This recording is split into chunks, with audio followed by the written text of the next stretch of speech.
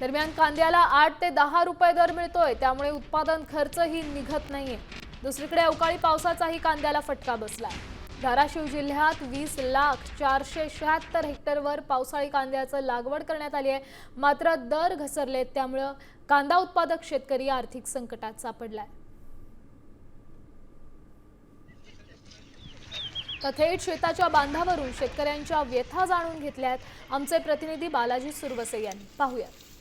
आता धाराशिव जिल्ह्यातील खामसवाडी परिसरातील या कांद्याच्या शेतामध्ये आहे। या ठिकाणी अगदी कांद्याची काढणीची जी प्रक्रिया आहे ती या ठिकाणी सुरू असलेली पाहायला मिळते। मात्र कांद्याचा दर कोसळल्यामुळे शेतकऱ्यांना 1 रुपया या कांद्याच्या माध्यमातून उत्पन्न मिळणार नसल्यामुळे शेतकरी जो आहे तो हवालदिल झाल्याची परिस्थिती जी आहे ती आपल्याला पाहायला मिळते।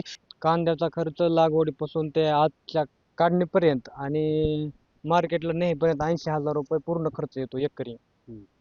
आणि उत्पन्न सरासरी 80,000च्या बरोबर होईल असं काही वाटत नाही आज। बघायला गेलं तर शून्य त्याच्यामधून उत्पन्नाचं काही म्हणजे 1 रुपया सुद्धा अपेक्षा करायचं काही कारण नाही। पदरूनच 50,000 रुपये एकरी खर्च सोसावा लागणार आहे आणि हे कर्जबाजारीपणा असाच कायम टिकून राहणार।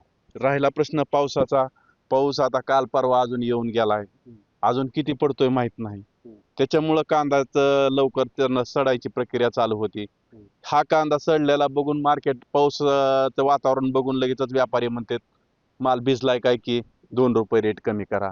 त्याच्यामुळे ही सगळे म्हणजे जे चालू आहे ही सगळी फक्त पिळवणूक आणि फक्त पिळवणूक आहे, बाकी काही नाही। बालाजी सुरवसे, साम टीव्ही, धाराशिव।